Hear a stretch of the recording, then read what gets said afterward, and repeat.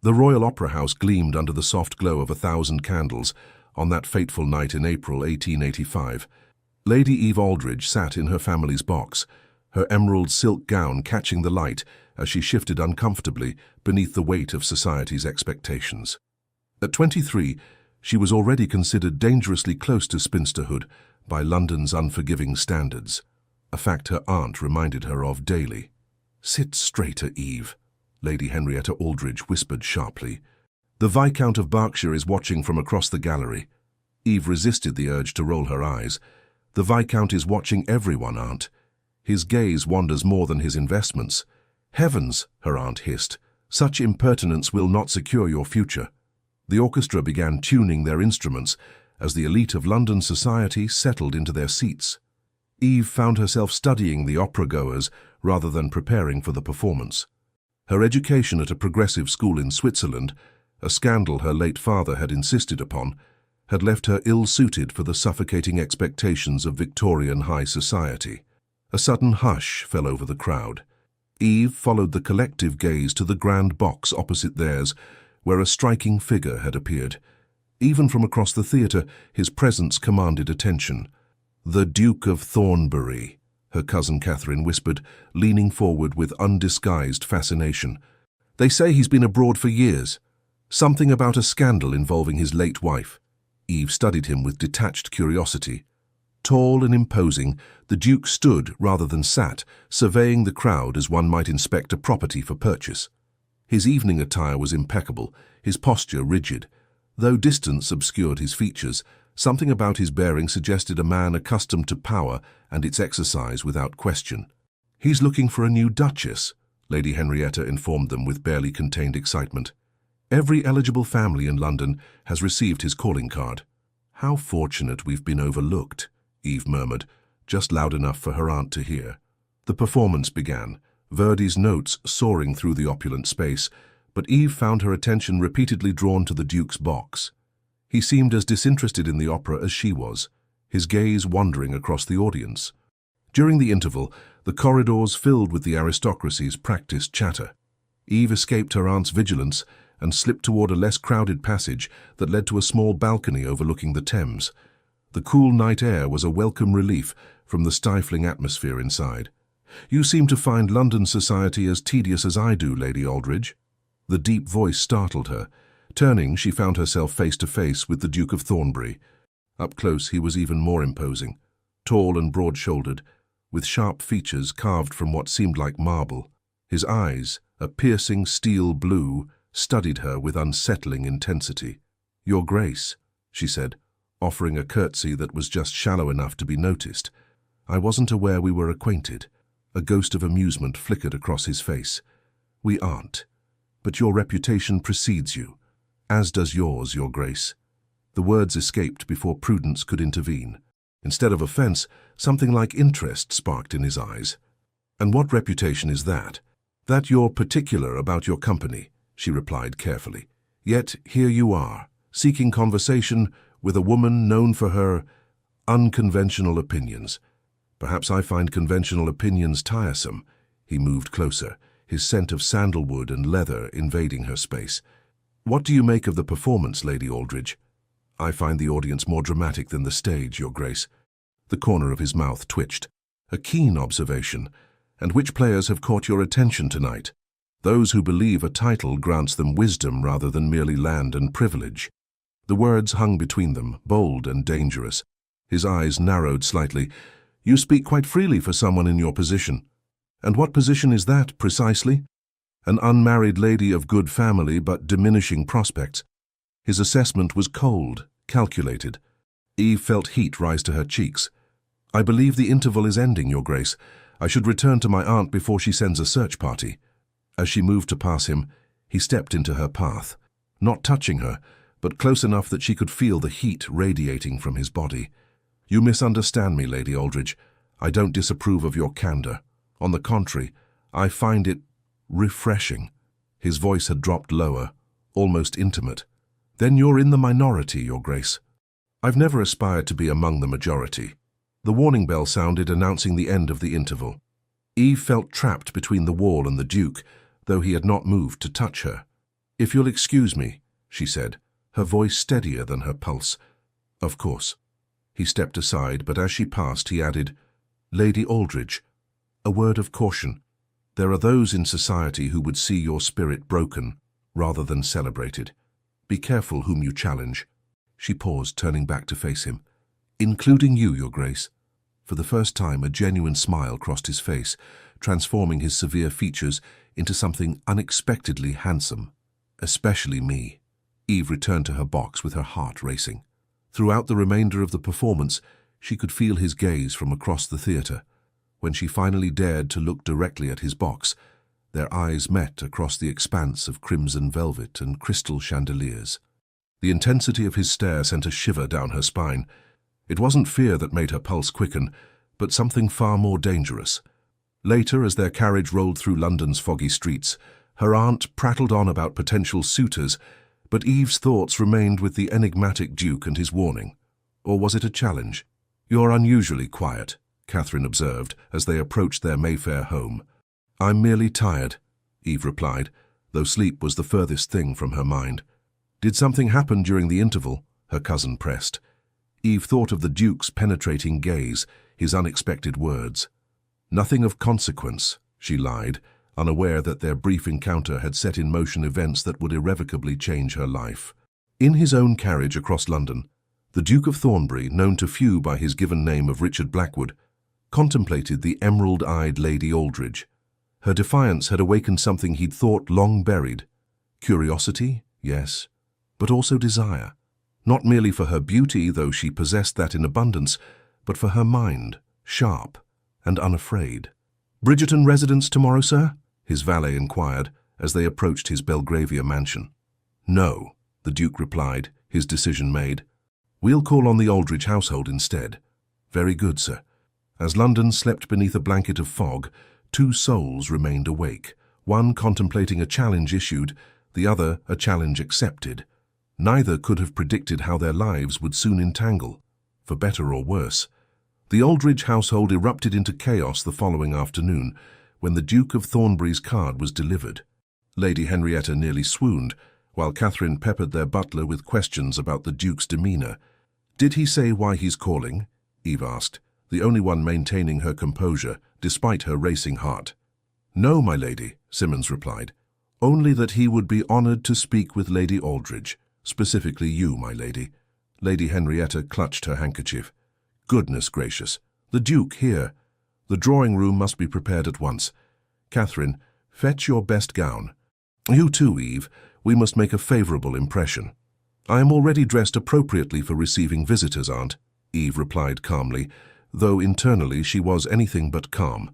She wore a high-necked day dress in deep blue that complemented her dark chestnut hair, which was neatly arranged in an elegant chignon. "But this is the Duke of Thornbury, not some country squire," her aunt protested.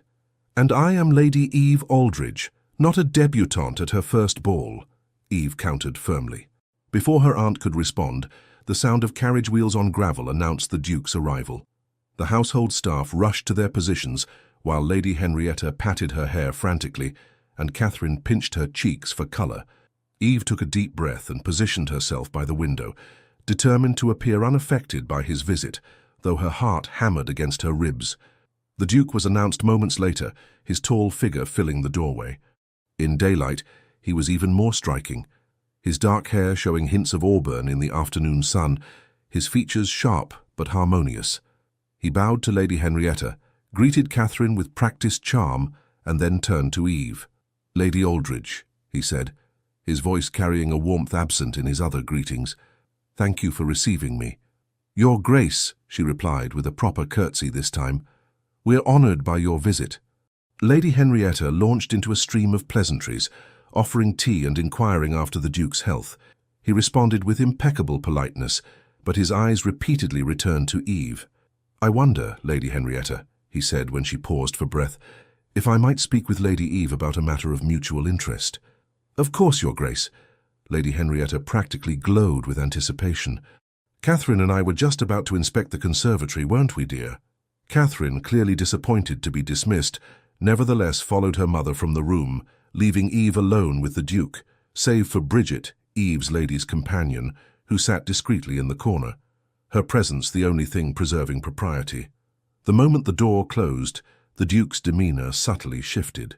The practiced charm gave way to something more genuine, though no less intense. "You seem surprised by my call, Lady Aldridge." "I confess I am," she admitted. "Our conversation last night hardly seemed to warrant a formal visit." He moved to the window where she stood, careful to maintain a proper distance. "On the contrary, I found it the most stimulating conversation I've had since returning to England." "You must have spoken to very few people then, Your Grace." A smile tugged at his lips. "Quality over quantity, Lady Aldridge." She studied him, trying to discern his purpose. "What is this matter of mutual interest you mentioned to my aunt?" "Literature." He gestured to the book half hidden on the side table. "Wordsworth? An interesting choice." Eve glanced at the volume of poetry she'd been reading earlier. "You're familiar with his works?" "The world is too much with us. Late and soon, getting and spending, we lay waste our powers," he quoted softly. "Little we see in nature that is ours. We have given our hearts away, a sordid boon," she finished, surprised. His eyes held approval. "You see, Lady Aldridge? Mutual interests indeed. I wouldn't have thought a duke would find time for poetry between managing estates and attending social obligations. There's much about me you wouldn't expect." He moved closer, dropping his voice. "Just as I suspect there's much about you that defies expectation." From her corner, Bridget coughed discreetly, reminding them of her presence. The Duke acknowledged her with a nod before returning his attention to Eve. "I've come to invite you and your family to a small gathering at my estate this weekend," he said, his voice returning to its public timbre. "Oakenhurst is only an hour's journey from London. The spring gardens are quite remarkable." Eve raised an eyebrow. "A gathering? You've only just returned to society, Your Grace." "All the more reason to reacquaint myself with England's finest families," he replied smoothly, "including the Aldridges." She sensed there was more to this invitation than social niceties. "And if I decline?" His eyes gleamed with challenge. "Then I would be disappointed, but I would respect your decision. However," he added, lowering his voice again, "I believe you would find the library at Oakenhurst particularly to your taste. My grandfather was an avid collector of first editions, including several rare volumes of female authors society preferred to ignore. It was a calculated move, appealing to her intellectual curiosity, and they both knew it." "A tempting offer," she admitted. "Then you'll come?" Eve considered her options. Refusing would be the prudent choice. Something about the Duke unsettled her in ways both frightening and exhilarating. Yet the promise of rare books, combined with her own curiosity about this enigmatic man, proved too compelling. "I shall have to consult with my aunt," she said finally. "Of course." He reached into his coat and produced an envelope. The formal invitation, for Lady Henrietta's peace of mind. As she took it, their fingers brushed, the briefest of contacts, yet it sent a jolt through her that she struggled to hide. From his sudden stillness, she suspected he had felt it too. "Until the weekend, Lady Aldridge." He bowed, his eyes never leaving hers. After he departed, Lady Henrietta and Catherine rushed back into the room, bombarding her with questions. Eve handed over the invitation, her mind elsewhere. Why had the Duke singled her out? Was it merely her defiance that intrigued him, or something more? That night, as her lady's maid prepared her for bed, Bridget spoke up from where she was turning down the covers. "Be careful, my lady," she said softly. "Men like the Duke, they're not accustomed to hearing no." Eve met her companion's concerned gaze in the mirror. "Do you think his interest is improper, Bridget?" The older woman chose her words carefully. "I think his interest is genuine, which may be more dangerous still. His eyes followed you like a hawk watches a dove." "I'm hardly a dove," Eve replied with a small smile. "No, my lady, you're not," Bridget agreed. "Perhaps that's what draws him. But remember, hawks are predators by nature, no matter how magnificent they appear in flight." Later, lying in bed with moonlight streaming through the curtains, Eve recalled the Duke's intense gaze across the opera house, the way his voice had lowered when they spoke alone, the electricity when their fingers touched. Danger, yes, but also something thrilling that called to the part of her that had always felt constrained by society's narrow expectations. Across London, in his study at Thornbury House, the Duke examined a leather-bound journal containing carefully researched information about Lady Eve Aldridge, her education in Switzerland, her father's progressive politics before his death, her small but significant inheritance, held in trust until her marriage or 25th birthday, her reputation for intelligent conversation and disregard for certain social conventions.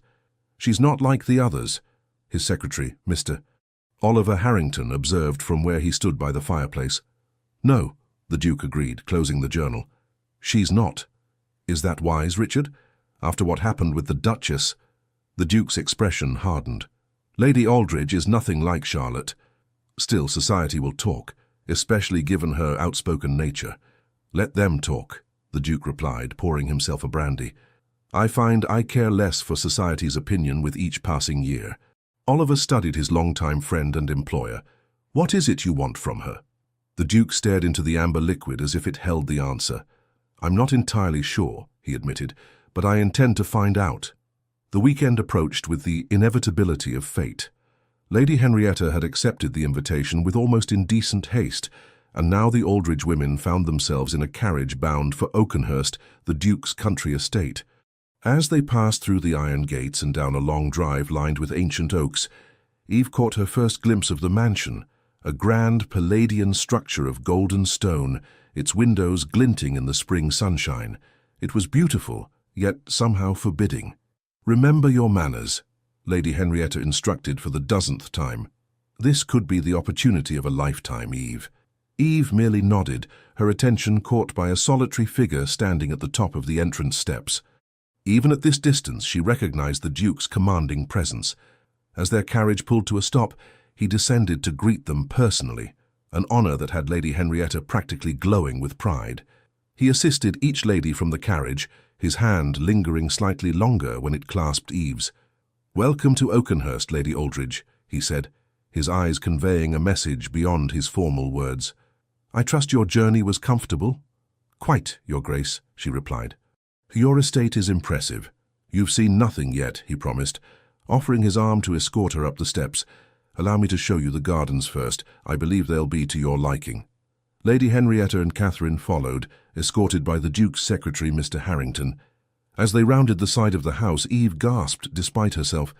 The gardens were magnificent, a harmonious blend of formal Italian design and the more natural English style, with fountains and statuary artfully placed among flower beds, bursting with spring blooms.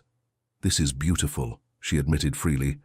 "My grandmother's passion," the Duke explained, his voice softening with rare sentiment. "She believed gardens should balance structure with wildness, much like life itself." They strolled along a gravel path, gradually outdistancing the others. When they reached a small pavilion overlooking a lake, the Duke slowed. "I hoped we might speak privately," he said, glancing back to ensure they weren't overheard.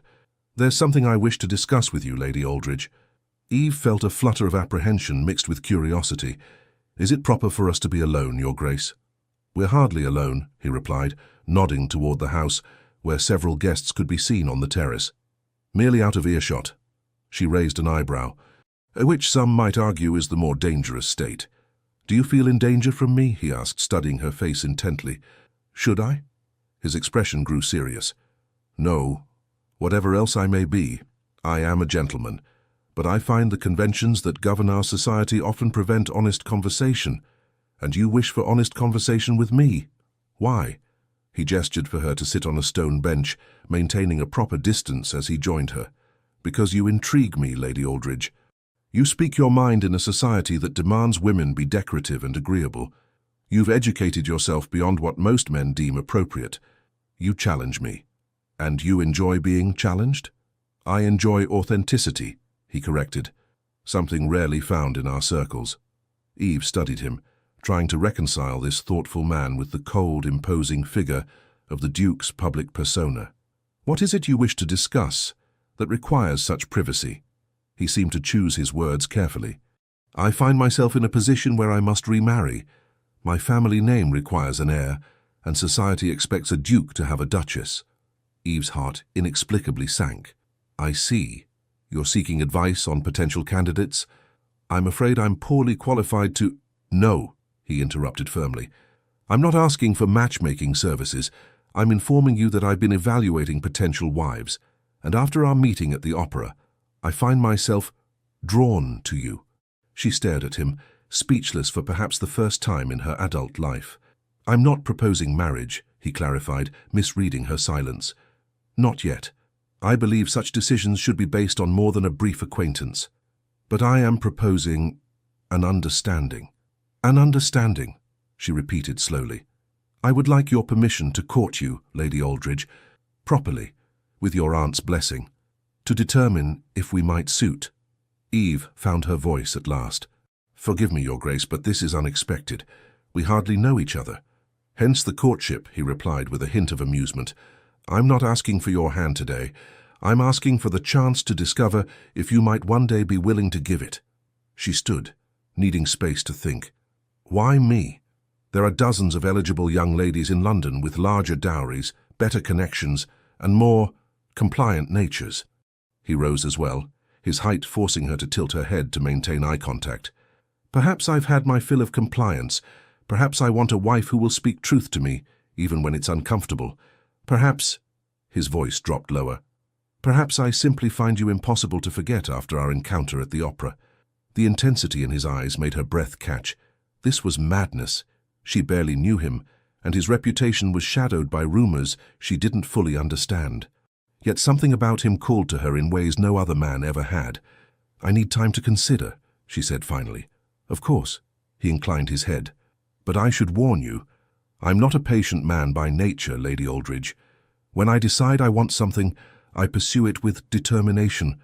And is that what I am to you? Something to be pursued and acquired, like a prized horse or a rare book?" Instead of taking offense, he smiled, a genuine smile that transformed his austere features. "No, Lady Aldridge, you are neither object nor possession. You are a woman of uncommon intelligence and spirit, and I find myself wanting to know if those qualities might complement my own nature." He offered his arm once more. "Shall we rejoin the others before your aunt sends out a search party?" As they walked back toward the house, Eve was acutely aware of his presence beside her, the subtle scent of his cologne, the warmth of his arm beneath her gloved hand, the way other guests watched their progress with undisguised interest. "You realize you've just ensured I'll be the subject of gossip throughout the weekend," she murmured. "Would you prefer I pretend indifference?" he asked.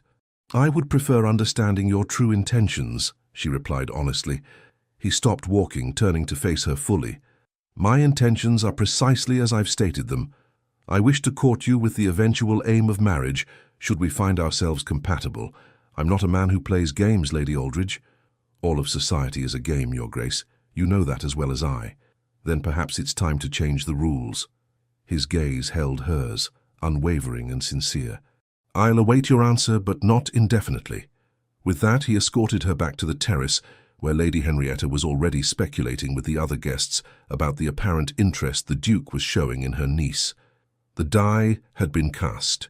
Whatever Eve decided, she knew her life had irrevocably changed the moment the Duke of Thornbury had claimed her with his gaze across the opera house. For better or worse, remained to be seen. The weekend at Oakenhurst unfolded like a carefully orchestrated play. The Duke was attentive to all his guests, but found ways to single Eve out, requesting her opinion during dinner conversations, arranging for her to partner him during an impromptu musical evening, ensuring she was seated near him at every opportunity. By Sunday morning, the gossip among the guests had reached fever pitch. Lady Henrietta was beside herself with anticipation, while Catherine vacillated between envy and excitement at the prospect of becoming cousin to a duchess. Eve found sanctuary in the promised library, a magnificent two-story room lined with thousands of volumes. She had slipped away after breakfast, seeking solitude to clear her thoughts. The Duke had given her until their departure that afternoon to consider his proposal of courtship. She ran her fingers along the spines of leather-bound books, inhaling the comforting scent of paper and binding glue. Here, at least, she could think clearly, away from the Duke's magnetic presence and her aunt's transparent scheming. "I thought I might find you here." She turned to find Mr. Harrington, the Duke's secretary, standing by the library entrance. Unlike his employer, Oliver Harrington had a gentle manner, scholarly and reserved, with kind eyes behind wire-rimmed spectacles. "Mr. Harrington," she acknowledged with a nod. "I was just admiring His Grace's collection." "His grandfather's collection," he corrected, approaching a nearby shelf. The current Duke has added to it, of course, but the foundation was laid by the old Duke, a remarkable man with progressive ideas for his time. Like his grandson? She asked, unable to keep the skepticism from her voice. Oliver studied her thoughtfully. His grace is complex. But yes, in many ways he takes after his grandfather rather than his father. You speak as though you knew them both. I grew up at Oakenhurst, he explained. My father was the previous Duke's secretary before me. I've known Richard, his grace, since we were boys. Eve seized the opportunity to gain insight. Then you must know him well. A small smile crossed Oliver's face. Better than most, though I wouldn't presume to say I know all his thoughts. She hesitated, then decided on directness. The rumors about his first marriage, Oliver's expression grew guarded, are largely exaggerated, as rumors tend to be. But something did happen? Something that drove him from England? He sighed, removing his spectacles to polish them with a handkerchief, a delaying tactic, she suspected. It's not my place to discuss His Grace's personal affairs. I will say only that he suffered a great deal, and that he deserved better than the treatment he received from society. Was he cruel to her? Eve asked, voicing her greatest fear.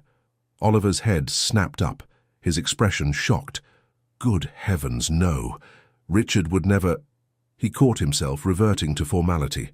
His Grace is many things, Lady Aldridge, but cruel is not among them. He is demanding, yes, exacting in his expectations, but never cruel. Before she could press further, the library door opened again, revealing the subject of their conversation. The Duke paused, taking in the scene before him. I see you've found the library's greatest treasure, Oliver, he said, his tone light, but his eyes watchful. Lady Aldridge was admiring your collection, Your Grace, Oliver replied smoothly. I was just explaining its history. And now you're needed elsewhere, I believe, the Duke said pointedly. Oliver bowed to them both. So of course, Your Grace, Lady Aldridge. As the door closed behind him, the Duke approached Eve. Finding everything to your satisfaction? The library is magnificent, she admitted. I could spend weeks here and not read half of what interests me. Then you must return, he said simply. Regardless of your answer to my proposal. She met his gaze directly. I was asking Mr. Harrington about your first marriage. If she expected anger, she was disappointed. Instead, his expression showed something like respect for her boldness. And did he satisfy your curiosity? No, he's quite loyal to you. As he should be. The Duke moved to a nearby window, looking out over the gardens. What is it you wish to know, Lady Aldridge? Ask me directly. She joined him at the window, keeping a proper distance. Why did you leave England after your wife's death? And why return now, seeking another marriage? He was silent for so long she thought he might not answer. When he finally spoke, his voice was controlled, but she sensed the effort it cost him. Charlotte, the late Duchess, was not what she appeared to be when we married. I was young, barely 25, and she was beautiful, accomplished, and seemingly gentle-natured. Within months of our marriage, I discovered she had destructive tendencies. In what way? His jaw tightened. She gambled, not socially, as many ladies do, but compulsively. She accumulated debts I knew nothing about until creditors began appearing at our door. When I attempted to address the issue, she became unpredictable, volatile. Was she unwell? Eve asked softly. In her mind, yes, though it wasn't recognized as such then. Her family had hidden her episodes of melancholy and rage, presenting her as the perfect aristocratic daughter. His expression darkened. They knew what they were doing.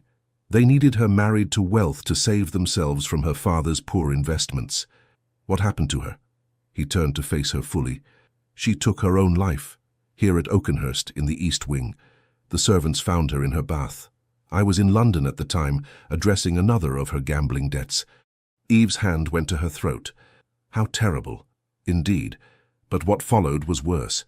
Her family, to hide the truth of her suicide, and to deflect from their deception before our marriage, implied I had driven her to despair with cruelty. They whispered that I had married her for her family name and then neglected her, that I had paramours in London while she wasted away in the country. None of which was true. I was faithful to her until the end, despite everything. I tried to help her, brought doctors from as far as Vienna. Nothing worked. He ran a hand through his hair in a rare gesture of vulnerability. After her death, I couldn't bear the whispers, the sidelong glances. I left for my estates in America, then travelled. For 5 years I've stayed away from England. And now you've returned to find another wife, Eve said, trying to keep judgment from her voice. Why? Because I'm the last of my line, he replied simply. Because despite everything I believe in family, in legacy, in building something that outlasts oneself. His eyes held hers. And because I believe it's possible to find a true partnership in marriage, despite my first experience. With me? She asked, still incredulous that he had singled her out. You intrigue me, Lady Aldridge. You have spirit, intelligence, and honesty, qualities I've come to value above beauty or dowry or connections. When our eyes met across the opera house, I felt... He paused, seeming to search for the right words. I felt recognized, seen for who I am rather than the title I bear. The vulnerability in his admission touched her. Still, caution held her back. You speak of partnership, Your Grace, but marriage for women is rarely equal. A husband owns his wife's property, controls her movements, dictates her choices. Is that how you see marriage? It's how the law sees marriage, she corrected. No matter a husband's intentions, the power lies entirely with him. He considered this. And if I were to offer guarantees, legal protections for your independence and property, you would do that? I would consider it, he said carefully. For the right woman. Eve studied him, trying to reconcile the rumors she'd heard with the man before her. Complicated, demanding, but seemingly honest about his past and his expectations. I need to think, she said finally. Of course. He moved toward the door. We depart in 2 hours. I'll await your answer then. Alone again among the books, Eve paced the library's length. The Duke's revelations had shifted her understanding of him, but questions remained. Was she prepared for the scrutiny that would come with being courted by him? Could she trust that his interest in her was genuine and lasting? And most importantly, could she maintain her sense of self while tied to one of the most powerful men in England? When the time came to depart, the Duke handed her into the carriage last, using the moment to murmur, Your answer, Lady Aldridge. She met his gaze steadily. Yes, Your Grace. You may court me, but I make no promises beyond that. Something like triumph flashed in his eyes. I ask for no promises yet, only opportunity. As the carriage pulled away, Eve watched the Duke standing on the steps of Oakenhurst, a commanding figure against the grand facade. She had just altered the course of her life with a single word. Whether toward happiness or heartbreak remained to be seen. The following weeks transformed Lady Eve Aldridge from a moderately notable society figure into the subject of London's most avid speculation. The Duke of Thornbury's courtship was conducted with the same precision and attention to detail that characterized everything he did. Flowers arrived daily at the Aldridge home. Invitations to exclusive events were extended. Carefully selected books appeared, each containing a pressed flower and a note in the Duke's strong hand, commenting on passages he thought might interest her. Lady Henrietta was beside herself with pride, while Catherine vacillated between jealousy and excitement at being adjacent to the season's most talked-about courtship. Bridget watched it all with quiet concern, saying little but observing much. He's very determined, she remarked one evening as she brushed Eve's hair before bed. Yes, Eve agreed, watching her reflection in the mirror. He approaches courtship as he might a military campaign. And does that trouble you, my lady? Eve considered the question. Not as much as perhaps it should. There's something reassuring about his certainty. And your own feelings? Bridget asked carefully. I find him fascinating, Eve admitted. Complex. Not always easy to understand, but never dull. When we're together, I feel... She trailed off, unsure how to articulate the mixture of challenge, excitement, and safety she felt in the Duke's presence. Alive, Bridget suggested softly. Eve's eyes met her companion's in the mirror. Yes, exactly that. The courtship progressed through London's spring season, their encounters always chaperoned but somehow intimate nonetheless. The Duke had a talent for creating private moments in public spaces, a quiet conversation in a crowded ballroom, a shared observation during a musical performance, a brief touch of hands while examining a painting at an exhibition. At a garden party in early June, they found themselves momentarily separated from the other guests, hidden from view by a flowering arbor. The Duke's hand brushed against hers, a seemingly accidental touch that sent warmth spiraling through her. "You've been avoiding private conversation with me," he observed, his voice low. "I've been observing propriety," she corrected. "As have you, until this moment." His lips quirked. "6 weeks of proper courtship has nearly exhausted my patience, Lady Aldridge. The great Duke of Thornbury impatient. I'm shocked," she teased, finding boldness in the secluded setting. "Only where you're concerned." His expression grew serious. "You've had time to observe me now, to form opinions beyond rumors and first impressions. I would hear them." Eve considered her words carefully. "I believe you are a man of principle, if not always conventional morality. You value honesty and dislike pretense. You're demanding of others, but most demanding of yourself." She paused. "And I believe you're still haunted by your first marriage, despite your determination to move forward." Something flickered in his eyes. Surprise, perhaps, at her perception. "Quite the character study." "You asked for my observations," she reminded him. "So I did." He moved closer, still not touching her, but near enough that she could feel the heat of his body. "And what of your feelings beyond these clinical assessments?" Her heart quickened. "Those are more difficult to articulate." "Try," he urged softly. She took a steadying breath.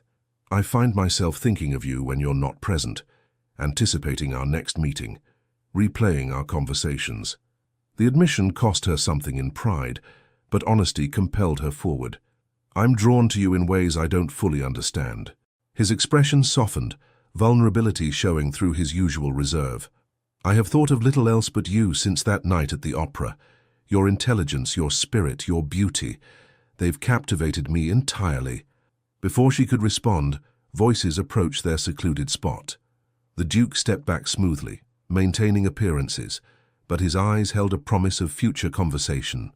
Later that evening, as the Aldridge carriage returned them to Mayfair, Lady Henrietta could contain herself no longer. "The Duke barely left your side all afternoon," she observed, failing to hide her excitement. "Surely a proposal is imminent." "Aunt, please," Eve protested. "We've known each other barely 6 weeks." "6 weeks is an eternity for a man like the Duke," Catherine chimed in. "Everyone says he never does anything by halves. When he makes a decision, he acts." Eve gazed out the carriage window at the passing London streets, illuminated by the soft glow of gas lamps. Her cousin's words echoed her own thoughts. The Duke was not a man to court indefinitely without purpose. Soon she would face a choice that would determine the course of her future. That night, she dreamed of steel blue eyes and a voice that caressed her name like a physical touch. She woke breathless, her body warm with unfamiliar yearning. 2 days later, an unexpected visitor arrived at the Aldridge home. Eve was reading in the morning room when Simmons announced, "Mr. Oliver Harrington to see you, my lady." Surprised, Eve set aside her book. "Show him in, please." Oliver entered, looking uncharacteristically uncomfortable. "Lady Aldridge, forgive the intrusion." "Not at all, Mr. Harrington. Please, sit." She gestured to the chair opposite hers. "Is the Duke well?" "In health, yes," Oliver replied carefully. "In spirits." He hesitated. "That's actually why I'm here." Unofficially and without His Grace's knowledge. Eve straightened, concern growing. "What's happened?" Oliver leaned forward, lowering his voice though they were alone. "Yesterday was the anniversary of the late Duchess's death. Richard, His Grace, always struggles with this date. He tends to retreat into himself, become somewhat harsh in his dealings with others." "I see," Eve said slowly, "and you're telling me this because I've observed his regard for you is genuine, Lady Aldridge. More than that, I believe you've awakened something in him that I feared was permanently lost after Charlotte's death." Oliver's expression was earnest. "He may withdraw from you in the coming days. I didn't want you to misinterpret his behavior." "That's very thoughtful, Mr. Harrington, but—" "Please," he interrupted, uncharacteristically bold. "I've known Richard since we were boys. I've seen him at his best and his worst. What happened with Charlotte nearly destroyed him. Not just her death, but the scandal, the whispers, the isolation he faced afterward." His voice grew passionate. "He built walls around himself that no one has breached until you. If you care for him at all, don't let him retreat behind them again." Eve studied the secretary's anxious face. You care deeply for him. He is not merely my employer, but my oldest friend, Oliver acknowledged. And I believe you could bring him happiness if you chose to. Before she could respond, Simmons appeared at the doorway. A message from the Duke of Thornbury, my lady. Eve accepted the sealed note, breaking the wax emblem with steady fingers. Inside, a brief message. My carriage will call for you at 3 o'clock if convenient. I have matters of importance to discuss. T. No response is needed, Simmons, she said, folding the note closed. When the butler had departed, she turned back to Oliver. It seems the Duke wishes to see me this afternoon. Relief crossed his features. Good. That's unexpected, but good. He rose to leave. I should go before he learns I've been here. He wouldn't appreciate my interference. Mr. Harrington, she called as he reached the door. Thank you for your candor. He bowed slightly. I hope I haven't overstepped, my lady, but I believe some rules are worth breaking for the right cause. After he departed, Eve reread the Duke's note, noting the formal tone that contrasted with his recent, more personal communications. Oliver's warning echoed in her mind. What demons haunted the Duke on the anniversary of his wife's death, and was she prepared to face them alongside him? At precisely 3 o'clock, the Duke's carriage arrived. Lady Henrietta insisted on sending Bridget as chaperone, though she nearly vibrated with excitement at this unexpected development. Remember, a lady always appears composed no matter the circumstances, she instructed, as Eve donned her bonnet.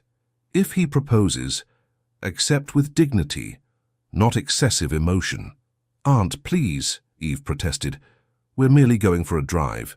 A private drive requested with urgency, her aunt countered meaningfully. Be prepared, my dear. The Duke himself handed her into the carriage, his manner formal and his expression guarded. After acknowledging Bridget with a nod, he took the seat opposite them, instructing his driver, Hyde Park, Edward. They rode in silence for several minutes, the Duke's gaze fixed on the passing streets. Eve studied him surreptitiously, noting the tightness around his eyes, the slight clench of his jaw. There was tension in his posture that hadn't been present in their recent meetings. I trust you're well, Lady Aldridge, he finally said, his tone politely distant. Quite well, Your Grace, she replied, watching him carefully. And yourself? Well enough. His gaze finally met hers, but it was guarded. I appreciate your agreeing to this drive on short notice. Of course. Another silence fell, this one stretching uncomfortably. When they reached the relative privacy of Hyde Park, the Duke instructed the driver to proceed slowly along the less trafficked paths. Though other carriages and riders were visible in the distance, they had a measure of privacy, while still maintaining propriety with Bridget's presence. I owe you an explanation, the Duke said abruptly, for my absence these past 2 days. No explanation is necessary, Your Grace, Eve replied gently, though I admit I wondered if something had happened to change your regard. Something flickered in his eyes, surprise perhaps at her directness. No, my regard remains unchanged. He hesitated, then added more quietly, if anything, it deepens with each meeting. Her heart quickened at the admission. Then why the formality today? The distance? He glanced briefly at Bridget, who had diplomatically turned her attention to the scenery outside the carriage window, before answering in a lower voice. Yesterday was difficult for me. The anniversary of Charlotte's death always is. His hands tightened on his walking stick. I find myself revisiting decisions, questioning whether I could have prevented what happened. You feel responsible, she observed softly. I was her husband, he replied simply. Her protection was my duty, even from herself. He looked away. I failed in that duty.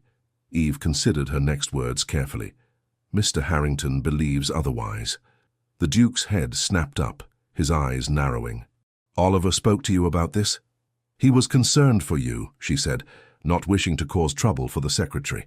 He cares deeply for your well-being. He oversteps, the Duke muttered, though without real anger. Perhaps, Eve acknowledged, but I appreciate understanding the context for your withdrawal. The Duke studied her for a long moment. Most women would have been offended by my sudden absence after weeks of devoted attention. They would demand apologies, reassurances. I'm not most women, she reminded him. A ghost of a smile touched his lips. No, you are not. His expression grew serious again. That's precisely why I've asked to see you today, Lady Aldridge. I find myself at a crossroads. Regarding? My intentions toward you. He leaned forward slightly. I began this courtship with clear purpose, to determine if we might suit as husband and wife. After these weeks in your company, I find my initial interest has grown into something far deeper than I anticipated. Eve's breath caught. Your Grace. Richard, he interrupted. When we're as private as circumstances allow, I would hear my name from your lips. The intimacy of the request sent a shiver through her. Richard, she said softly, testing the shape of it. What are you saying? His gaze held hers intently. I'm saying that yesterday, in the midst of remembering my greatest failure, I found myself thinking not of the past but of you, of a future that seemed impossible until I met you. He reached across the space between them, his gloved hand hovering near hers. I'm saying that I wish to ask you a question of great significance, but I find myself, for perhaps the first time in my adult life, uncertain of my reception. Bridget coughed discreetly, reminding them of her presence without looking their way. The Duke straightened, withdrawing his hand. Perhaps this conversation requires a more appropriate setting. He raised his voice slightly. I would like to call on you tomorrow, Lady Aldridge, to speak with your aunt about a matter of importance. Would 11 o'clock be convenient? Eve understood his meaning immediately. Yes, Your Grace. I believe that would be most convenient. The remainder of their drive passed with safer topics. A discussion of a new exhibition at the Royal Academy, commentary on the fashions they observed in the park, mild gossip about mutual acquaintances. Yet underneath the conventional conversation ran a current of anticipation that made Eve's heart race whenever their eyes met. When he returned her to the Aldridge home, the Duke handed her down from the carriage with proper decorum. Yet as her feet touched the pavement, he held her hand a moment longer than necessary, his fingers pressing something into her palm. Until tomorrow, he said, his voice carrying a promise. Inside her gloved hand, she found a small key with a ribbon tied around it. Only when she was alone in her bedroom did she examine it more closely, finding a tiny note attached to the ribbon. For the lock on your heart. The question remains whether you will use it. Eve pressed the key to her lips, understanding the symbolism. The Duke, Richard, was offering her access to his guarded heart, while acknowledging the choice remained hers. That night, sleep eluded her. She paced her bedroom, the key clutched in her hand, weighing the implications of the morning to come. Marriage to the Duke would elevate her to the highest ranks of society, grant her influence and security, and connect her to a man who increasingly occupied her thoughts and, if she were honest with herself, her heart. Yet questions lingered. Could she truly know a man after mere weeks of formal courtship? Would the passion he stirred in her sustain through years of marriage? And most significantly, could she maintain her identity and independence as the Duchess of Thornbury? As dawn broke over London, Eve made her decision. Whatever her answer would be, she would give it honestly, with full awareness of the path she was choosing. The Duke arrived at precisely 11 o'clock, dressed impeccably in a formal morning coat. Lady Henrietta received him in the drawing-room with barely contained excitement, while Catherine hovered nearby, eager to witness what she correctly anticipated would be a historic moment for the family. Eve entered last, composed in a day dress of deep blue that complemented her complexion. Their eyes met across the room, and for a moment it felt as though they were alone, the connection between them palpable despite the formal setting. "Your Grace," Lady Henrietta gushed. "What a pleasure to receive you this morning." "Lady Henrietta," he acknowledged with a bow. "Miss Aldridge." "Lady Eve." His gaze lingered on Eve, something like vulnerability showing briefly in his usually guarded expression. She offered a small smile of encouragement. "I've come on a matter of great importance," he said, addressing Lady Henrietta but glancing repeatedly at Eve. "Over these past weeks, I've had the privilege of becoming acquainted with your niece. I find her to be a woman of exceptional quality, intelligent, principled, and possessed of a rare spirit that I have come to admire deeply." Lady Henrietta beamed, while Catherine clasped her hands in anticipation. The Duke turned fully to Eve now. "Lady Aldridge, Eve, I believe we could build something extraordinary together, a partnership based on mutual respect and genuine affection. He moved closer, taking her hand in his. "I am asking for the honor of your hand in marriage, with your aunt's blessing." Though she had anticipated the moment, hearing the words spoken aloud made Eve's heart race. She looked into his eyes, searching for any doubt, any hesitation. She found only certainty and something softer, a vulnerability he showed to no one else. "Before I answer," she said softly, "I must know, will you allow me to remain myself? To maintain my opinions, my interests, my voice? Marriage often requires women to become shadows of their husbands." "I am not asking for a shadow," he replied earnestly. "I am asking for a companion, a partner. Your voice is precisely what drew me to you, Eve. I would never ask you to silence it." Lady Henrietta made a small sound of distress at this unconventional exchange, but Eve ignored her, focused entirely on the man before her. "And my independence, my property, will remain yours, secured legally before our marriage," he promised. "I've already instructed my solicitors to draw up the documents." She took a deep breath, searching her heart one final time. In his eyes she saw not the cold, imposing duke of public reputation, but the man she had come to know, complex, demanding, but also capable of great tenderness. "Then yes," she said clearly, "I will marry you, Richard." His face transformed with a smile of genuine joy, perhaps the first she had seen from him without reservation or guard. He brought her hand to his lips, the touch sending warmth through her entire body. "How you have made me the happiest of men," he said, his voice rough with emotion. Lady Henrietta burst into excited chatter about arrangements, seasons, and trousseau, while Catherine rushed to embrace her cousin. Yet Eve hardly heard them, her attention fixed on Richard's face, on the promise and challenge she saw there. Whatever the future held, she had chosen her path with open eyes and a full heart. The Duke had claimed her with his gaze across the opera house, but in the end she had claimed him in return. The engagement of the Duke of Thornbury to Lady Eve Aldridge dominated London society's attention throughout the summer of 1885. The wedding was set for September, a rapid timeline by aristocratic standards, but one that suited the Duke's decisive nature and Eve's practical temperament. Preparations consumed the Aldridge household. Lady Henrietta alternated between ecstatic planning and nervous fretting over every detail. Catherine assisted with endless fittings and correspondence, while privately lamenting that her own prospects paled in comparison to her cousin's magnificent match. Eve approached her impending nuptials with a mixture of excitement and trepidation. Richard called daily, their conversations growing more intimate as the formality of courtship gave way to the deeper connection of betrothal.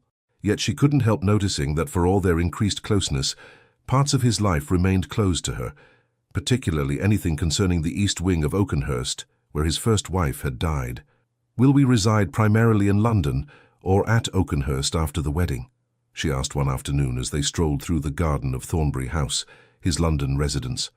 Bridget followed at a discreet distance, providing the necessary chaperonage. "Both according to the season," Richard replied, "though Oakenhurst requires some preparation before it becomes our primary residence." "The East Wing," she said, watching his expression carefully. His face tightened almost imperceptibly. "Yes, it has remained closed since Charlotte's death. I've instructed the staff to begin renovations, new furnishings, new decorations. Nothing will remain as it was." "Is that necessary? It seems almost like trying to erase the past." "Not erase," he corrected, "but I won't have you living in the shadow of tragedy. Oakenhurst should be a place of new beginnings for us, not haunted by what came before." She touched his arm gently. "Richard, I'm not afraid of the past.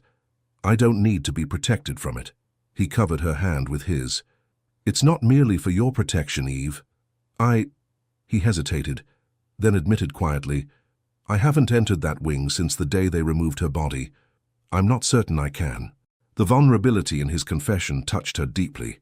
"Then we'll face it together," she promised, "before the wedding. We'll walk through it together, and then decide what changes are needed." He studied her with a mixture of wonder and uncertainty. "Most women would demand the entire wing be demolished rather than live where such tragedy occurred. I'm not most women," he finished with the ghost of a smile. "I'm well aware, and increasingly grateful for it." After a moment's consideration, he nodded. "Very well. We'll visit Oakenhurst next week, together." The promise hung between them, both challenge and opportunity. Eve understood instinctively that confronting the physical space of his greatest pain was a crucial step in truly building their future. As the wedding approached, however, complications arose from an unexpected quarter. One evening in late August, Eve returned from a final fitting of her wedding gown to find a visitor waiting in the drawing room, a striking woman in her 40s, elegantly dressed but with a hardness in her eyes that contrasted with her polite smile. "Lady Aldridge," Simmons announced. "Lady Eleanor Blackwood to see you." Eve entered with cautious curiosity. The name Blackwood, Richard's family name, suggested a relation, though he had mentioned none. "Lady Eleanor," she acknowledged with a polite curtsy. "I don't believe we've been introduced." "No," the woman agreed, her voice cultured but cool. "My nephew has been remarkably silent regarding my existence." "Your nephew," Eve repeated, understanding dawning. "You're the Duke's aunt?" "His father's younger sister," Lady Eleanor confirmed. "The only remaining Blackwood besides Richard himself." She gestured to the chair opposite hers. "Please sit. I believe we have matters to discuss that concern you greatly." Eve sat, maintaining her composure despite the unexpected encounter. "The Duke hasn't mentioned you." "I'm not surprised. We've been estranged since Charlotte's death." Lady Eleanor's expression grew somber. "Which is precisely why I've come to see you, Lady Aldridge. I believe there are things you should know before you marry my nephew." Wariness crept through Eve. "With all due respect, Lady Eleanor, anything concerning my future husband should come from him directly. And if he has deliberately kept certain truths from you, truths that might affect your decision to bind yourself to him?" Lady Eleanor leaned forward, her voice dropping. "Did he tell you that Charlotte was with child when she died?" The revelation struck Eve like a physical blow. "No," she admitted softly. "He did not." "Did he tell you that they argued violently the day before her death, that servants heard him threaten to have her committed to an asylum if she didn't behave as befitted a duchess?" "I don't believe—" "Did he tell you," Lady Eleanor pressed on relentlessly, "that Charlotte wrote to me the week before she died, expressing fear for her safety and that of her unborn child?" Eve stood abruptly. "Lady Eleanor, I must ask you to stop. Whatever grievances exist between you and the Duke, I will not be used as an instrument in them." The older woman rose as well, her expression hardening. "You think me vindictive, motivated by some petty family squabble. I assure you, my only concern is preventing another tragedy." She reached into her reticule and withdrew a folded letter. "Charlotte's last letter to me. Read it, then decide whether my warnings merit consideration."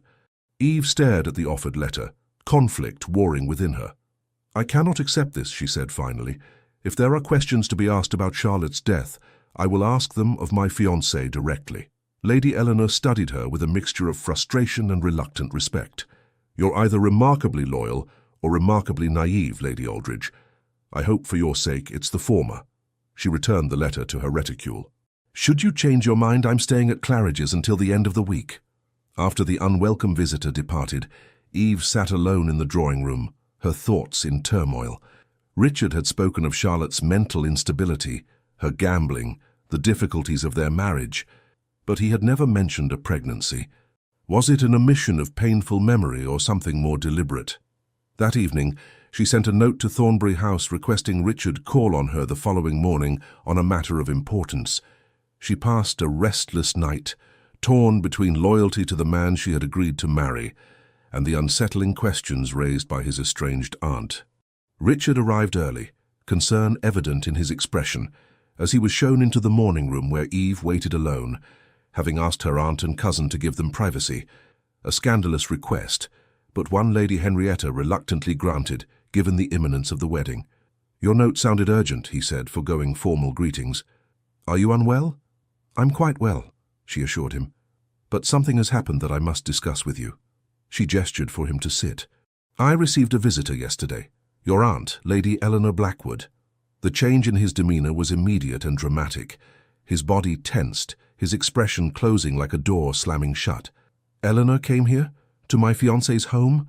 Without my knowledge?" "She did," Eve confirmed. "She had concerns about our marriage. About you." She took a deep breath. "Richard, She told me that Charlotte was with child when she died. Is that true? The silence that followed seemed to stretch endlessly. Richard stood and moved to the window, his back to her, shoulders rigid with tension. When he finally spoke, his voice was controlled, but threaded with pain. Yes, he admitted. Charlotte was 4 months pregnant when she took her life. Why didn't you tell me? Eve asked softly. He turned back to face her, his expression haunted. Because it remains the greatest failure of my life, that I couldn't protect my wife or my unborn child from Charlotte's demons. His voice broke slightly. And because I feared how you would judge me for it. Judge you? She repeated. Richard, I would never... Eleanor believes I drove Charlotte to suicide, he interrupted. She believes I was a monstrous husband who cared nothing for my wife's well-being, who threatened her with asylum when she became inconvenient. His laugh was bitter. She conveniently forgets that Charlotte had already attempted to harm herself twice before that final day. That the asylum was recommended by physicians as the only way to keep her safe until the child was born. Eve rose and moved to him, taking his hands in hers. Tell me what truly happened, Richard. All of it. His fingers tightened around hers, as though drawing strength from the connection. Charlotte's condition worsened with the pregnancy. Her moods became more volatile, her gambling more desperate. The doctor believed she suffered from a condition of the mind that sometimes affects women in pregnancy, exacerbated by her existing fragility. He closed his eyes briefly. The night before she died, she had lost an enormous sum, money that was meant for the child's trust. When I confronted her, she became hysterical, threatening to harm herself. And you threatened to have her committed? Eve asked gently. I told her that if she couldn't control her impulses, I would have no choice but to follow the doctor's recommendation for confinement, for her safety and the child's. It wasn't a threat, Eve. It was desperation. His voice grew rough with emotion. The next day I went to London to speak with specialists about treatment options. When I returned, they had already found her. The pain in his voice was raw, unfeigned. Eve reached up to touch his face, gently turning it toward hers. I believe you, she said simply. Something in his expression shifted. Relief, gratitude, and a vulnerability he rarely showed. Eleanor never forgave me. She and Charlotte had been close, and in her grief, she needed someone to blame. I was the convenient target. She showed me a letter, Eve said. A final letter from Charlotte expressing fear. Charlotte's mind was not well, Eve. In her paranoia, she believed many things that weren't real. He caught her hands again. I have never raised a hand to a woman. I never would. Whatever my faults, and they are many, cruelty is not among them. She studied his face, the pain in his eyes, the sincerity in his expression. Whatever had happened with Charlotte, she believed in her heart that the man before her was not capable of driving his wife to suicide. Complicated, demanding, sometimes harsh in his judgments. Yes, but not cruel, not monstrous. I believe you, she repeated. But, Richard, there can be no more secrets between us. Not if we're to build the partnership you spoke of. He nodded slowly. No more secrets, he agreed. Which is why we should go to Oakenhurst tomorrow as planned. It's time to confront the past fully before we begin our future. The following day they travelled to Oakenhurst accompanied by Bridget and Oliver Harrington. Lady Henrietta had protested the impropriety of Eve visiting her fiancé's country estate before the wedding, but Richard had insisted it was necessary for practical planning of their future home. The familiar drive through the gates of Oakenhurst felt different now. The grand house held new significance as her future home, but also as the site of tragedy that still haunted the man she was to marry. As the carriage stopped before the entrance, Eve noted workmen on the east side of the mansion, beginning the renovations Richard had ordered. Are you certain about this? Richard asked quietly as he handed her down from the carriage. We can still postpone this visit until after the wedding. I'm certain, she replied firmly. We face this together now, so it doesn't stand between us in the future. The entrance hall of Oakenhurst welcomed them with marble floors and soaring ceilings. The housekeeper, Mrs. Porter, greeted them with formal respect, though Eve noted curiosity in the woman's eyes as she was introduced as the future Duchess. Tea will be served in the blue drawing-room in an hour, Your Grace, Mrs. Porter informed them. The east wing has been opened as requested, though the renovations have only just begun. Thank you, Mrs. Porter, Richard replied. "We won't require accompaniment." The housekeeper curtsied and withdrew, leaving them standing at the foot of the grand staircase. Bridget and Oliver remained in the entrance hall, providing the minimum propriety while allowing the couple some privacy for their difficult task. Richard offered his arm. "Ready?" Eve took it, feeling the tension in his muscles. "Together," she reminded him. They ascended the staircase and turned toward the east wing. Even before they passed through the connecting corridor, Eve sensed the difference in the atmosphere. Where the main house was lived in, maintained with care and attention, the east wing felt suspended in time, the air stale despite efforts to air it out, the furnishings covered in sheets, the wallpaper slightly faded where sunlight had touched it through closed curtains. Richard's steps slowed as they approached a set of double doors at the end of the corridor. His breathing had become shallow, his grip on her arm tightening unconsciously. "These were her rooms," he said, his voice unnaturally controlled. "The Duchess's suite." Eve placed her hand over his where it rested on her arm. "We can turn back if it's too difficult." He shook his head. "No, it needs to be done." With visible effort, he reached for the door handle and pushed it open. The suite beyond was spacious and elegant, even beneath dust covers and with curtains half drawn. A sitting room led to a bedchamber, and beyond that a dressing room and bathing chamber. It was there, in the white-tiled bathing room, that Richard finally stopped, his face pale. "This is where they found her," he said quietly. The water still warm. Too late to save either of them. Eve squeezed his hand, offering silent support. In the austere bathroom with its large porcelain tub, she could almost feel the weight of what had happened there, the despair that had driven a troubled young woman to such a final act, the unborn child who never had a chance at life. "It wasn't your fault, Richard," she said softly. "You couldn't have known what she would do.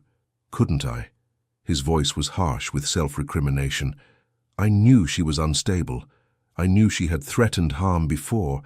I shouldn't have left her alone." "You were seeking help for her," Eve reminded him. "Acting on medical advice.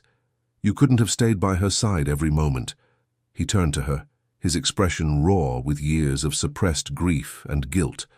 "I failed them both, Eve. My wife, my child. What kind of husband, what kind of father does that make me?"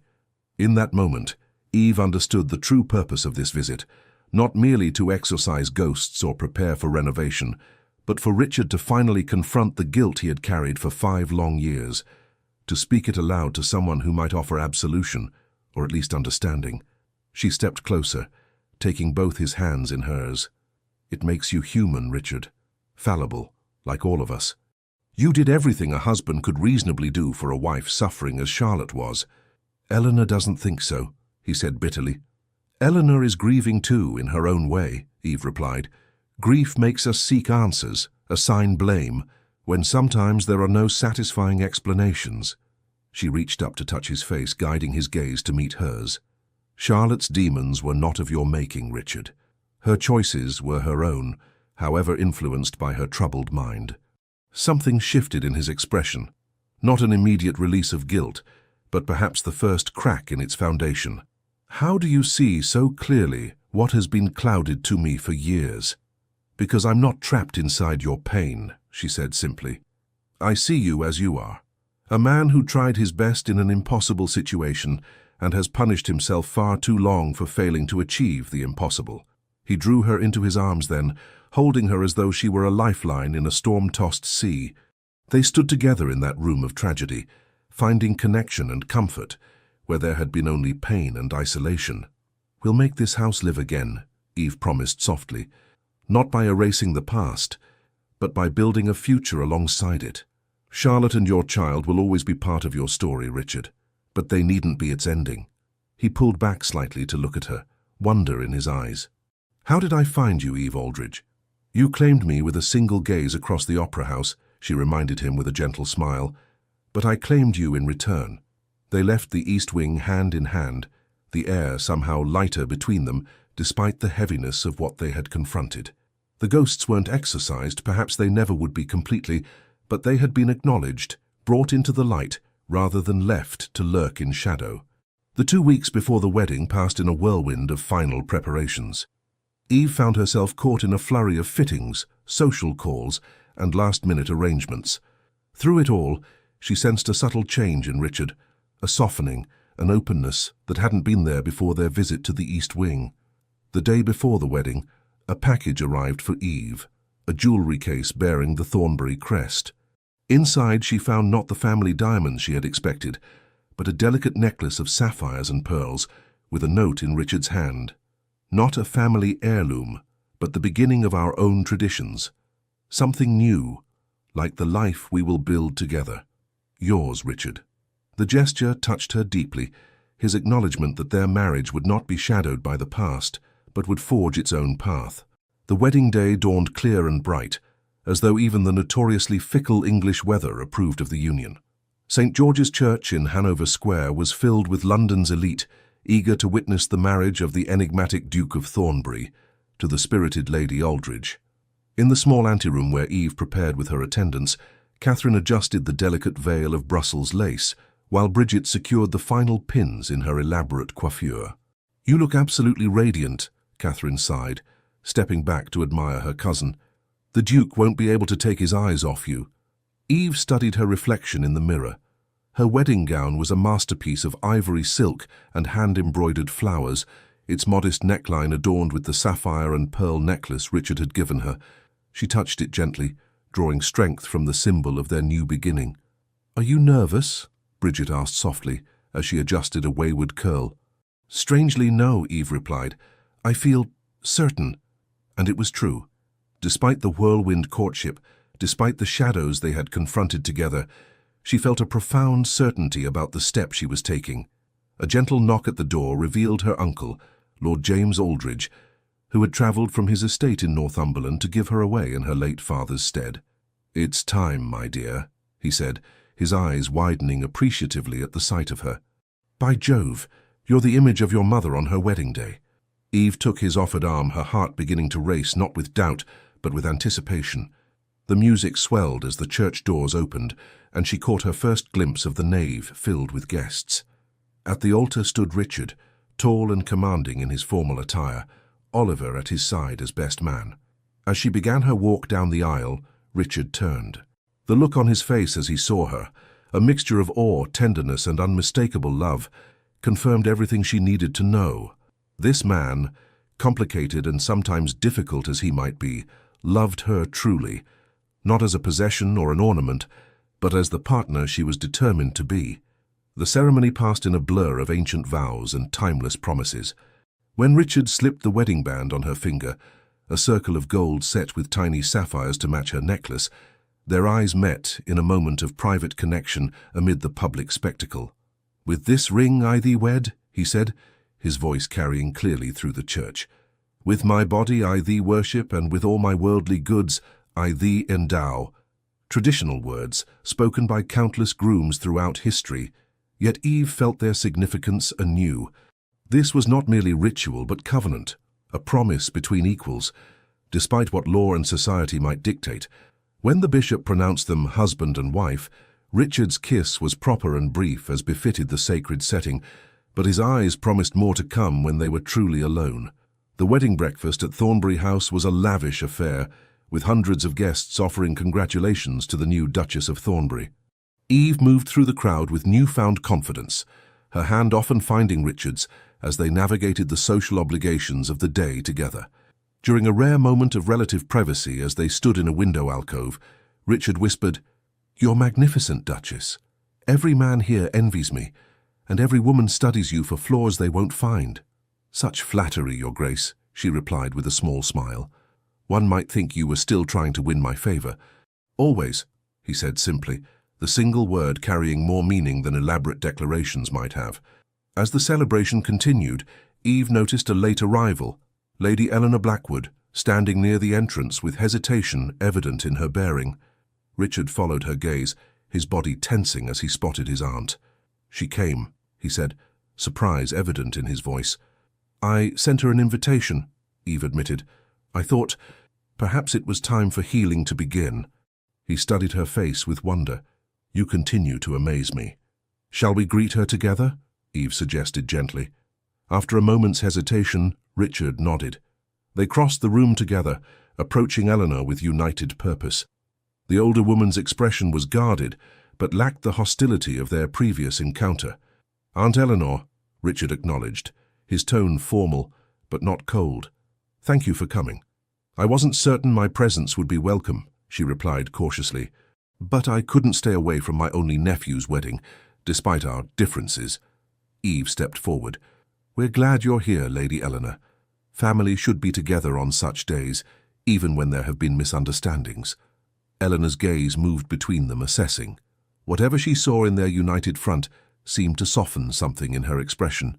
"You make a striking couple," she said finally. I hope you find happiness, Richard. Charlotte would have wanted that for you despite everything. It wasn't full reconciliation, but it was a beginning, an olive branch extended where there had been only bitterness before." Richard inclined his head in acknowledgement. Years of hurt, not erased, but perhaps beginning to heal. "Join us," he said, gesturing toward the celebration. "Meet my wife properly without shadows between us."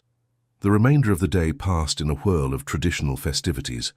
As evening approached, Eve retreated upstairs with her lady's maid to change into her travelling costume for their departure to Oakenhurst, where they would spend a brief honeymoon before embarking on a longer wedding journey to Italy. Alone in the guest chamber that had been prepared for her use, Eve found herself suddenly nervous in a way she hadn't been during the ceremony or reception. Tonight, she would truly become Richard's wife in every sense. Despite her modern education and independent spirit, this aspect of marriage remained unknown territory. A knock at the door revealed Catherine, who had come to bid her cousin farewell before the departure. "Are you terribly anxious?" she asked, sitting on the edge of the bed as Eve changed into a travelling suit of deep green wool. "A little," Eve admitted. "It's rather like standing at the edge of uncharted waters, isn't it? One can read all the maps in existence, but it's not the same as the actual voyage." Catherine laughed softly. What a very Eve way of describing it. Her expression grew more serious. "He seems a good man despite what people whisper, the way he looks at you. It's not how most aristocratic husbands regard their wives." "No," Eve agreed, a small smile playing at her lips. "It's not." "Write to me," Catherine insisted, embracing her cousin. Not about the private aspects, of course, but about how it feels to be a duchess, to be mistress of Oakenhurst." "I will," Eve promised, returning the embrace. "And you must visit soon. The Duke has promised to host a hunting party in October. You must convince Aunt Henrietta to accept the invitation." Too soon it was time to depart. The guests lined the entrance of Thornbury House, offering good wishes and showering the newlyweds with rice and flower petals as they entered the ducal carriage. Richard handed Eve in first, then took his place beside her, raising a hand in farewell as the driver set the horses in motion. As London's streets gave way to the countryside, a comfortable silence settled between them. Richard reached for her hand, entwining their fingers in a gesture that had become familiar during their courtship. "Are you tired?" he asked, studying her face in the fading light. "It's been a long day." "A little," she admitted, "but happily so." He smiled, one of his rare, genuine smiles that transformed his severe features. "You were magnificent today. Every inch the Duchess." "I'm still learning what that means," she replied honestly. "To be your Duchess, rather than just any duke's wife. It means being precisely who you are," he said, his thumb tracing circles on her palm. "The woman who challenged me across an opera house, who demanded truth when others would accept comfortable lies, who walked into Charlotte's rooms with me and helped me face my darkest regrets." His words warmed her more than any conventional flattery could have. "I meant what I said in the church today," she told him softly. "To love, honor, and cherish. Though I may interpret honor somewhat differently than most wives." Amusement flickered in his eyes. "I expect nothing less. I didn't marry you for blind obedience, Eve. I married you for your mind as much as your heart." The journey to Oakenhurst passed quickly in conversation that ranged from plans for their Italian travels to discussions of books they both admired. By the time they arrived at the estate, evening had fully descended, the mansion's windows glowing with welcoming light against the darkness. The staff had lined up to greet their master and new mistress, offering congratulations with varying degrees of formality. Mrs. Porter presented Eve with the household keys, a symbolic gesture, recognizing her new role as mistress of Oakenhurst. "Welcome home, Your Grace," the housekeeper said with a proper curtsy. Home. The word resonated through Eve as Richard led her up the grand staircase. Not to the east wing, which remained under renovation, but to the Duke's suite in the west wing, now their shared apartments. A light supper had been laid out in the private sitting room adjoining the bedchamber. Richard dismissed the servants, insisting they would serve themselves. When the door closed behind the last footman, they were truly alone for the first time as husband and wife. "Wine?" Richard offered, moving to pour from the decanter. "Please," Eve replied, removing her travelling hat and gloves. He handed her a crystal goblet, their fingers brushing in the exchange. "To new beginnings," he said, raising his own glass. "To partnership," she countered, touching her glass to his. They sipped in companionable silence, both aware of the bedchamber beyond the half-open door, but neither rushing toward it. Richard set down his glass and moved closer, reaching to touch the sapphire necklace at her throat. "These suit you," he observed, "though not as well as your eyes suit me." Eve smiled at the unexpected poetry from her usually pragmatic husband. "You're full of surprises today, Your Grace." "Richard," he corrected, his fingers moving from the necklace to the sensitive skin of her neck. "Always Richard when we're alone." "Richard," she repeated softly, her pulse quickening at his touch. His eyes darkened as he traced the line of her jaw. "I find I'm uncharacteristically nervous," he admitted. "I want tonight to be perfect for you." The vulnerability in his confession touched her deeply. This powerful man, who commanded respect and often fear from others, was showing her a side no one else witnessed. She reached up to touch his face, drawing him closer. "It already is," she assured him, "because it's the beginning of our story together." Their first kiss as husband and wife was gentle, exploratory, so different from the brief, formal kiss in the church. His hands framed her face with surprising tenderness, and hers found their way to his shoulders, feeling the solid strength beneath his evening attire. When they finally parted, his eyes held a question. In answer, Eve took his hand and led him toward the bedchamber where their life together would truly begin. Later, as moonlight streamed through the tall windows, Eve lay in the circle of Richard's arms, her head resting on his chest where she could hear the steady rhythm of his heart. Their bodies' communion had been a revelation, not merely physical pleasure, though that had been profound, but a deeper connection that transcended words. "What are you thinking?" he murmured, his fingers tracing idle patterns on her bare shoulder. "That reality can sometimes exceed expectation," she replied honestly. His chest rumbled with quiet laughter. "High praise indeed from a woman whose expectations are rarely modest." She propped herself up on one elbow to look at him, marveling at how different he appeared in this private moment. His features relaxed, hair tousled, the austere Duke transformed into simply her husband. "I was also thinking about Charlotte," she admitted softly. His body tensed slightly beneath her touch. "Why?" "Because she's part of what made you the man I married today," Eve said carefully. "The pain of losing her and your child shaped you, changed you.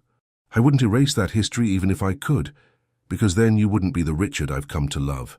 He was silent for a long moment, his hand stilling on her shoulder. "You're a remarkable woman, Eve Blackwood," he said finally, using her new married name for the first time.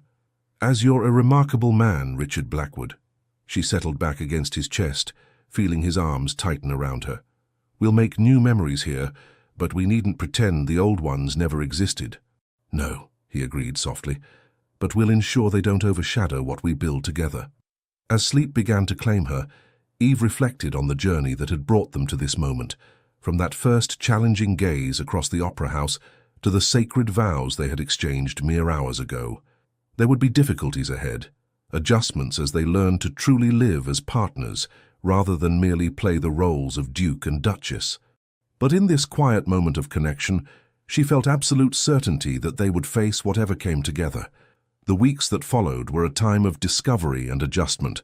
Their honeymoon journey through Italy provided an opportunity to know each other away from the pressures and expectations of English society.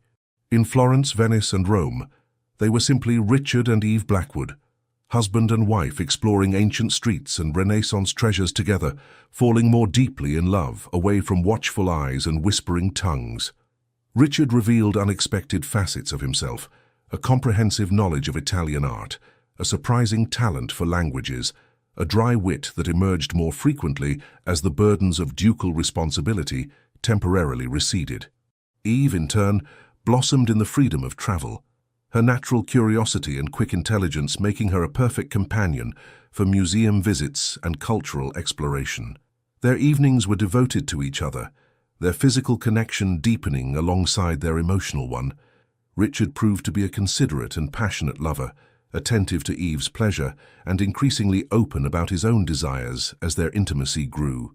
On their final night in Rome, as they dined on the terrace of their hotel overlooking the ancient city, Richard raised his wineglass in a toast. "To my Duchess, who has exceeded every expectation and fulfilled hopes I didn't know I had." Eve smiled, the Italian moonlight catching the sapphires at her throat. "And to my Duke, who promised me partnership and has delivered on that promise more fully than I dared dream."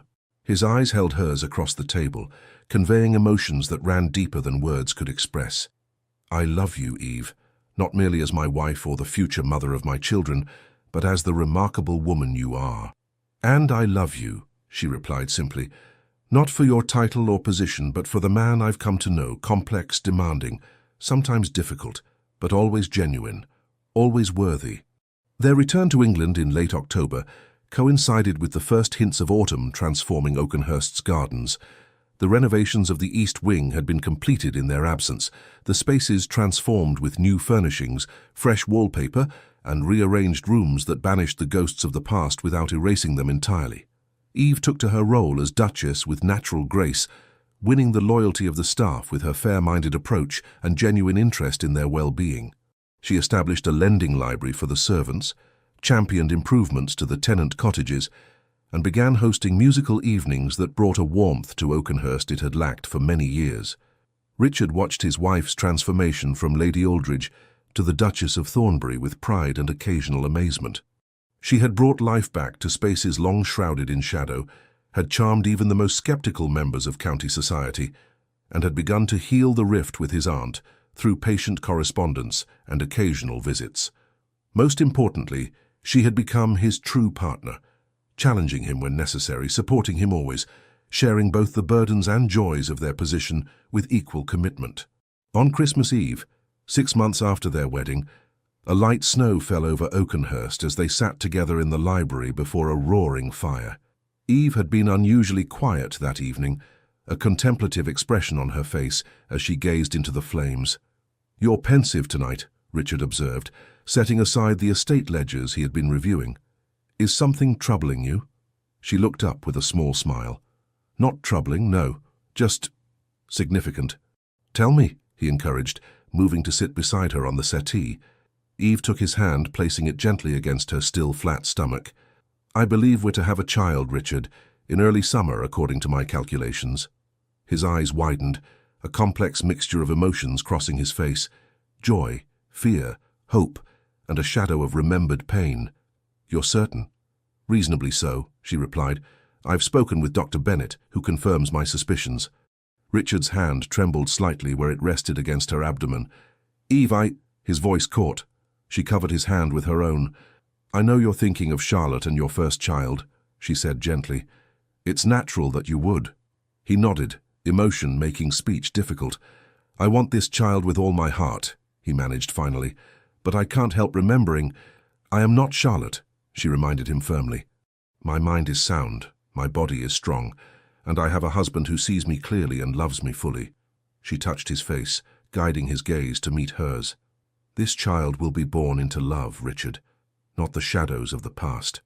He drew her into his arms, holding her with exquisite gentleness as though she had suddenly become fragile. "I will protect you both with everything I am," he vowed.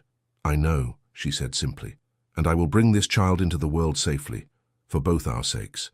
As the snow fell softly outside and the fire cast its warm glow across the library, the Duke and Duchess of Thornbury held each other, no longer two wounded souls finding unexpected connection, but partners creating a future neither had dared imagine when their eyes first met across the Royal Opera House.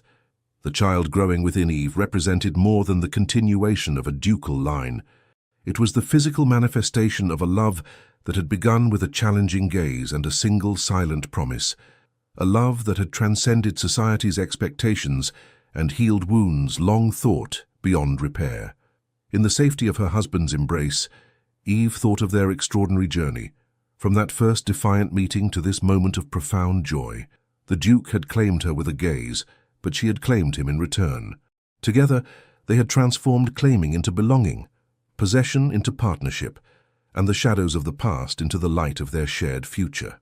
June 1886 brought gentle summer breezes to Oakenhurst, stirring the curtains in the newly decorated nursery where the Duchess of Thornbury sat in a rocking chair, her infant son cradled in her arms.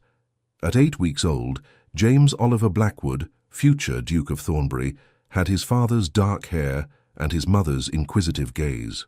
Richard stood in the doorway, watching his wife and son with undisguised adoration.